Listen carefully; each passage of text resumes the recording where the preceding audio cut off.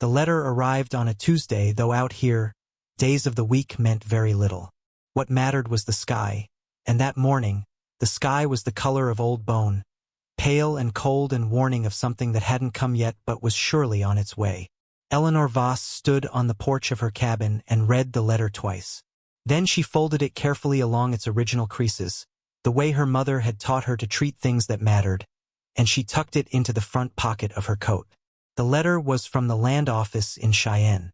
It said, in the polite but firm language of men who have never once slept on frozen ground, that if she did not prove continued habitation of the claim by spring, the land would revert to territorial ownership.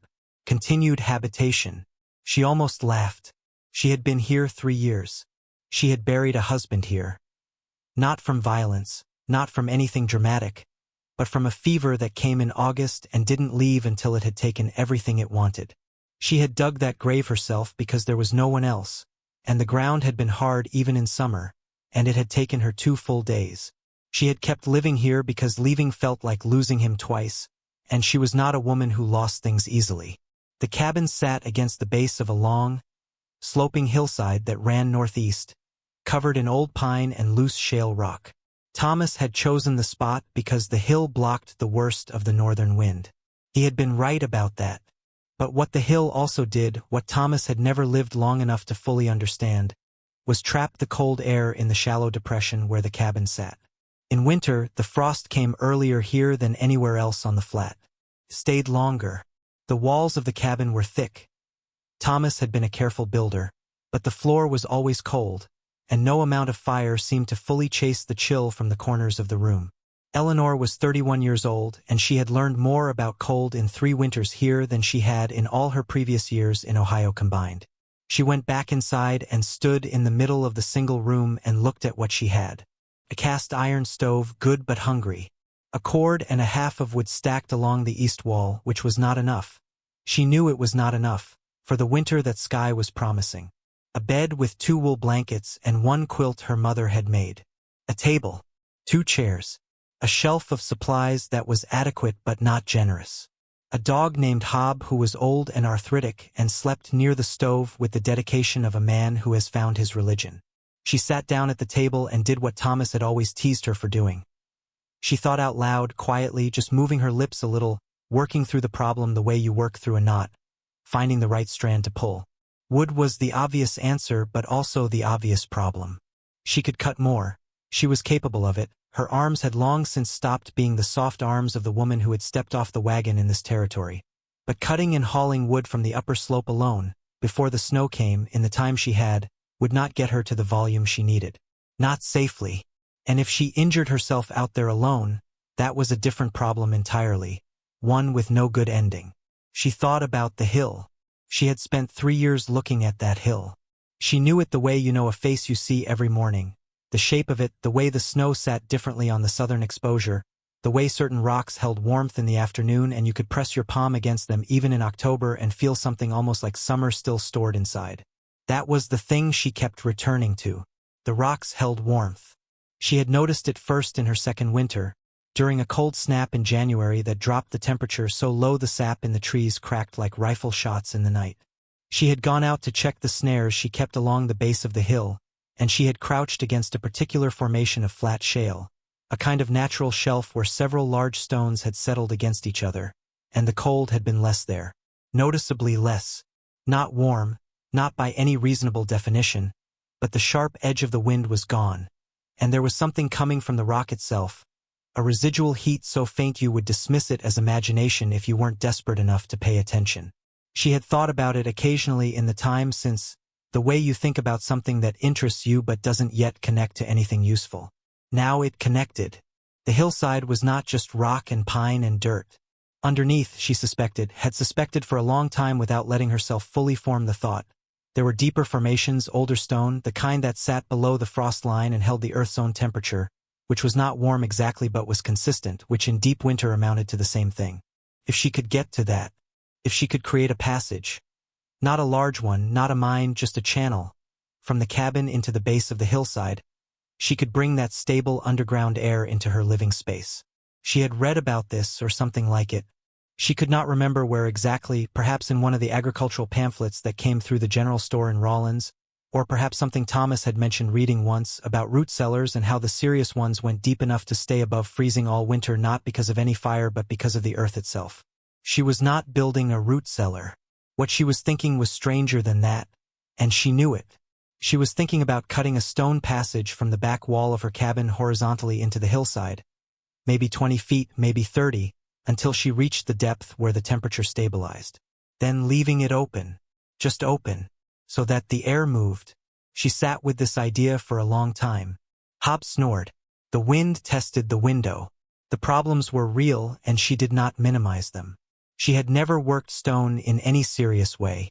She had no blasting powder, no proper tools, nothing beyond the pickaxe Thomas had used for breaking the ground before they poured the foundation. A good iron spade, a pry bar, and the kind of determination that has nowhere better to go. She also had, she calculated, perhaps 6 weeks before the first serious snow. In a warm year. This was not shaping up to be a warm year. She went to the back wall of the cabin and pressed her hand against the stone foundation where it met the hillside. Thomas had built the cabin flush against the natural slope at the rear, which she had always thought was clever because it meant one wall needed almost no insulation. The hill itself was right there. What she had never done was think about what was on the other side of that wall. She thought about it now. The foundation stones at the rear were mortared but not dramatically thick. Thomas had used what he had, which was the local shale and some river granite he had hauled up in the wagon. She took her lamp and crouched down and looked at the base of the wall, where it met the floor, and she saw what she had half known was there. The foundation didn't go deep on this side because the hill had made it unnecessary. The wall was backed by packed earth almost immediately behind the stone. She stood up. She was going to do this. She made herself sleep on it, because Thomas had always said that any decision that feels obvious at night deserves one morning to see if it still feels obvious, and she had found this to be reliable wisdom. She slept poorly, but she slept, and in the morning the idea was still there, undiminished, and she got up and started. The first thing she moved was everything stacked against the back wall. The extra harness, the box of Thomas's tools she had not yet sorted through, 2 sacks of grain, a broken chair she kept meaning to repair. She stacked all of it near the door and stood in the newly cleared space and looked at the wall. The lamp threw a warm circle of light.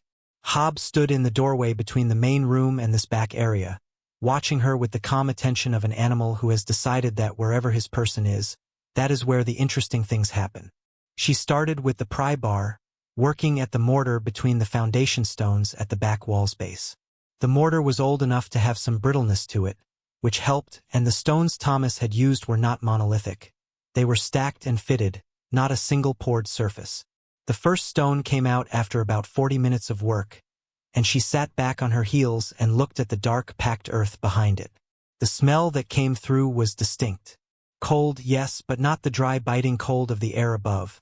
This was a deeper cold, damp in a mineral way, carrying something that smelled like the underside of old moss or the inside of a cave. She had been in exactly one cave in her life as a girl in Ohio, a small limestone formation her father had taken her to see, and she recognized the smell now and felt an unexpected rush of feeling about it, about her father, about being small and safe and guided by a hand larger than hers. She put her hand through the opening. The air on her skin was cold but not freezing. She pulled her hand back and held it up, and it was not immediately numb the way it would have been outside.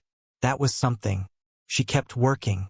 By the end of that first day she had removed 11 stones from the lower portion of the back wall, creating an opening roughly 2 feet across and 18 inches high, large enough to crawl through, which she did at dusk with the lamp held ahead of her, to see what she was getting into. What she found was that the hill was not solid. There was a natural cavity immediately behind the wall. Not large, not a chamber, just a kind of gap between the foundation and the hillside proper where the earth had settled away from the stone over the years. It was perhaps 4 feet deep and slightly wider than the opening she had made. The floor of it was packed dirt and small stones. The ceiling was a shelf of flat shale that had held naturally without needing mortar or support. She lay on her back in that narrow space and held the lamp up and looked at the underside of that shale shelf, and she thought, "The hill is telling me something. The hill is saying, I have been hollow here all along. You just never asked." She slept that night with more hope than she had felt in a long time, which is a dangerous thing in the wilderness, because hope opens you up to the specific grief of being wrong. But she slept. The next morning she began what would become the main work, the part that would define the following weeks and leave her with hands she barely recognized and a back that spoke to her constantly in a low, angry tone. She began extending the cavity. She was not blasting. She had no powder and no wish to bring the hill down on herself, so she was doing this the slow way, the only way available to her, which was to read the stone, find the natural fracture lines, and work with what the earth had already decided to do. This is a skill that takes years to learn properly. Eleanor did not have years. What she had was stubbornness and good observation and the ability to be wrong 17 times before being right on the 18th, which is its own kind of skill, the kind that doesn't get talked about but keeps people alive. She found that the shale in this hillside was layered almost like pages in a book, horizontal planes of stone with thin gaps between them, and if you worked the pry bar into those gaps and applied steady pressure rather than sharp strikes, the stone would consent to come apart along the lines it had always intended to come apart along. It was not fast. In a good hour she might extend the passage by 8 inches. In a bad hour she moved nothing and simply got cold and frustrated and had to come back out and stand by the stove and remind herself why she was doing this. She was doing this because she was not leaving. She was doing this because the land office in Cheyenne had used the words continued habitation, and she intended to continue, and she intended to be warm while she did it, and she intended to show this hill and this winter and this territory that she had been out here for 3 years in a position that was not simple and she was still here, still thinking, still working, and if the earth itself had some warmth to offer she was going to find a way to accept it. On the 4th day she broke through into something larger. She was working at the leading edge of the passage, maybe 12 feet in now, the lamp set behind her so its light reached forward, and the pry bar slipped suddenly as a section of the wall gave way more completely than she expected, and the lamplit space ahead of her opened. Not dramatically, not a cathedral, not a cavern, but a pocket in the stone perhaps the size of a small room, maybe 8 feet in one direction and 6 in another, the ceiling high enough that she could stand if she kept her head slightly forward. She stood in it and held the lamp up and turned slowly. The temperature in here was different. Not warm, but stable in a way the surface was not, stable the way a promise is stable, the way a wall between you and the wind is stable. The stone around her was not frozen. She pressed both palms flat against the far wall and felt the faintest, almost imperceptible residual warmth. So subtle it might have been her own hands warming the stone rather than the other way around, but she didn't think so. She thought this was real. She went back out through the passage, through the opening in her cabin wall, and she stood in her kitchen and she said out loud, to Hob and to the stove and to the general air, "Found it." What she had to do next was create proper airflow. A pocket of still air, even at a stable temperature, would not help her the way moving air would. She needed the warmth of that underground space to circulate into the cabin, and for that she needed to think about how air moved and what it needed to move through. She spent an evening with paper and pencil working through this, drawing diagrams that Thomas would have recognized as her particular style of thinking on paper. Not artistic, not precise, but thorough, covering every edge of the sheet, arrows and notes in her cramped handwriting. The principle she was working from was simple. Warm air rises, cold air sinks. If the passage to the underground pocket was open at the bottom and she created a secondary opening at a higher point, the air would move. Cold air from the cabin would sink toward the passage, enter the hillside pocket, exchange what cold it had for what stable temperature was there, and return through the upper opening slightly less cold than it left. It would not heat the cabin the way the stove heated the cabin. This was not a replacement for the stove. What it was, she hoped, was a floor, a bottom limit on how cold the cabin could get. The stove would still be necessary, but the stove would be fighting less. She spent 2 more days cutting a second, higher opening through the back wall, creating a channel that connected to the upper portion of the pocket she had found.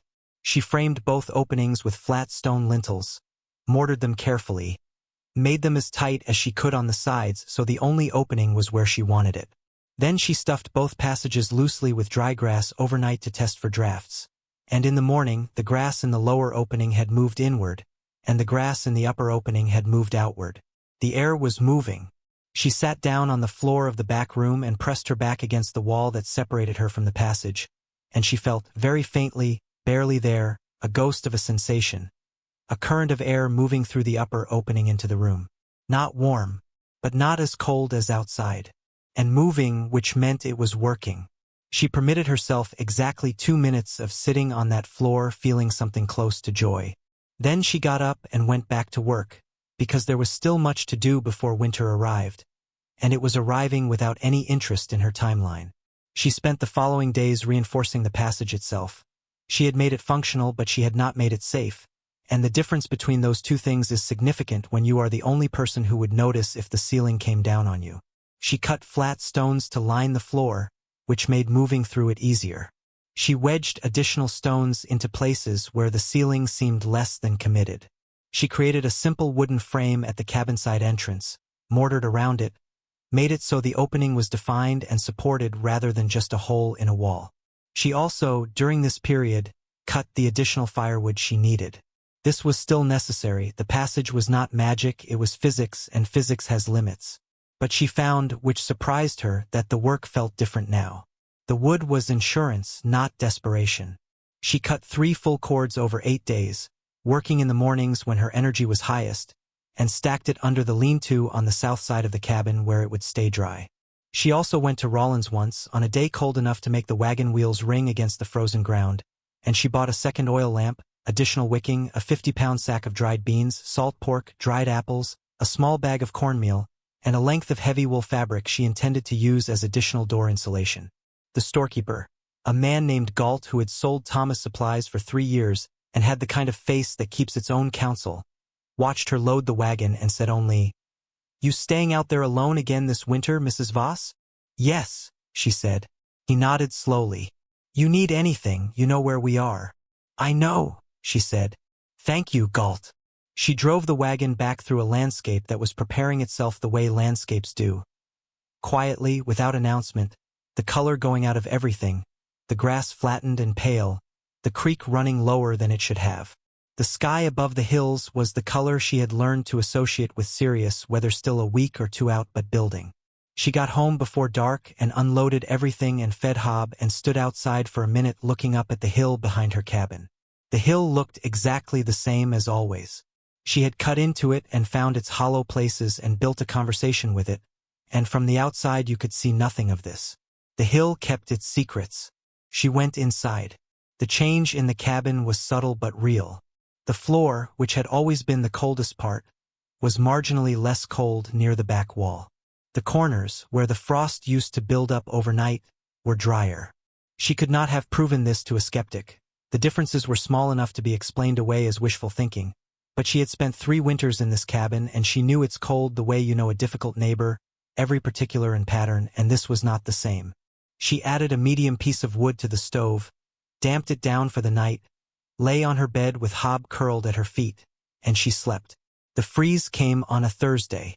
Not a gradual cooling, not a prolonged warning, but the kind of hard aggressive front that the territory produced sometimes. A shift in the wind in the early afternoon, the temperature dropping 15 degrees in 3 hours, and by evening a sky filled with clouds so low and dark it felt like a ceiling placed just above the treeline. She had seen storms like this before. Not often, but enough. She brought in all the wood she could carry in a series of trips, stacking it inside by the door until the smell of cold pine filled the room. She stuffed the extra wool fabric into the gap at the bottom of the front door. She checked the passage openings, both clear, the grass drift still showing movement in the right direction. She filled every container she had with water from the barrel outside before it could freeze solid. She lit both lamps. The snow started just after dark.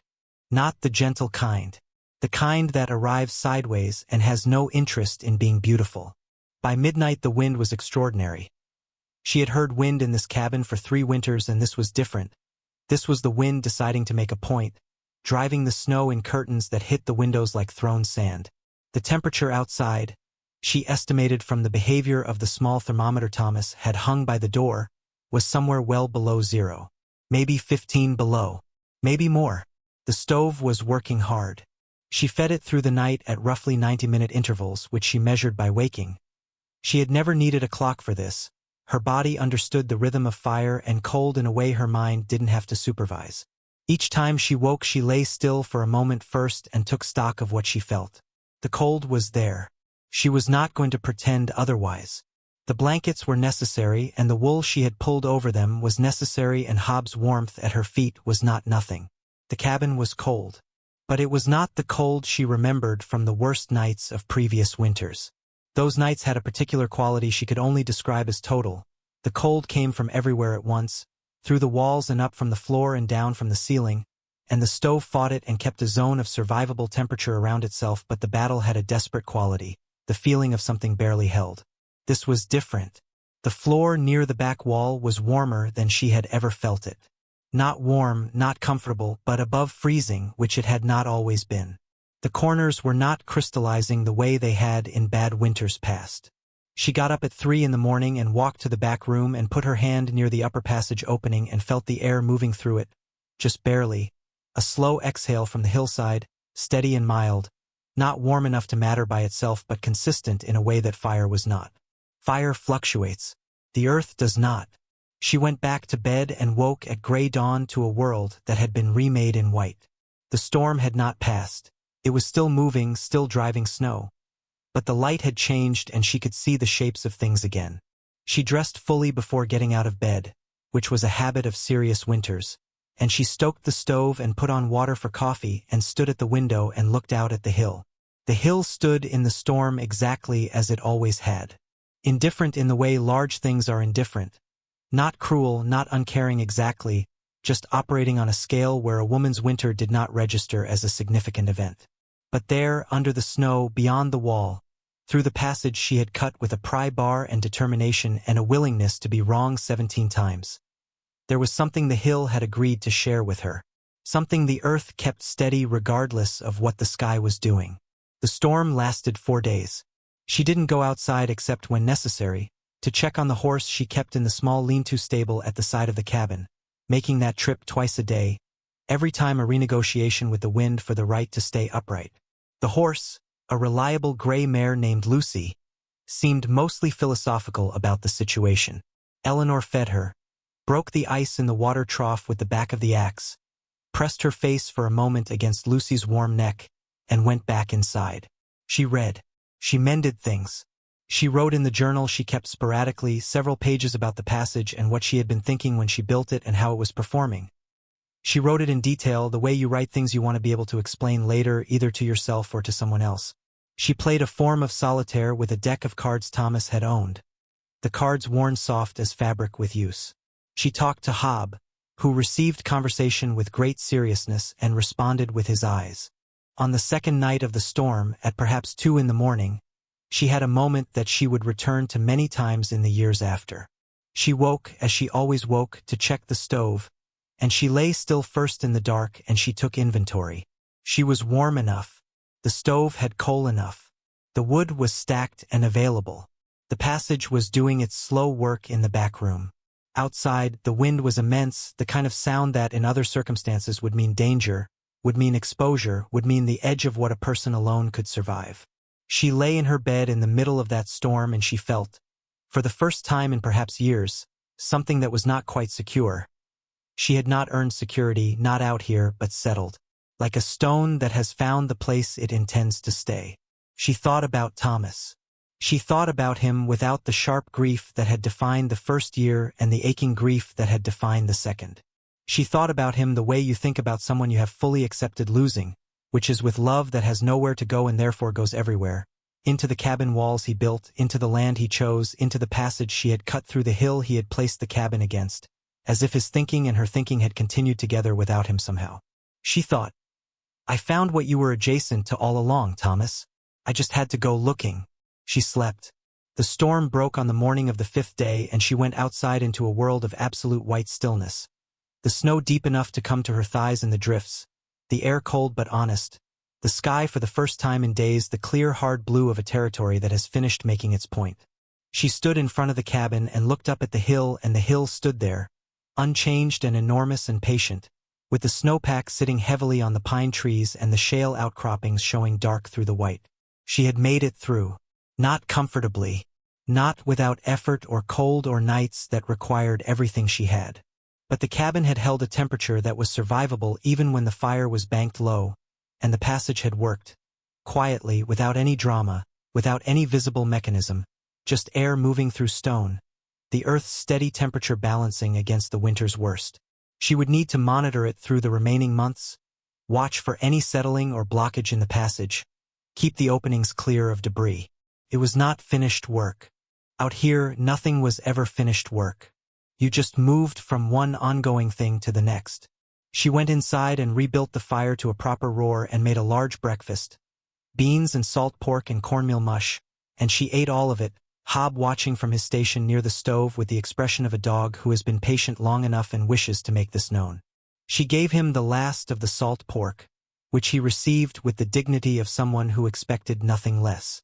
She washed the dishes in water she had to heat because the basin had frozen overnight, and she looked out the window at the white landscape, and she thought about the letter from the land office in Cheyenne. Continued habitation. She was continuing. She was warm, adequately warm, survivably warm, which in this territory in this winter was the only kind of warm that counted. She was here and she was staying, and in spring she would still be here, and the land office could put that in their records and file it however they liked.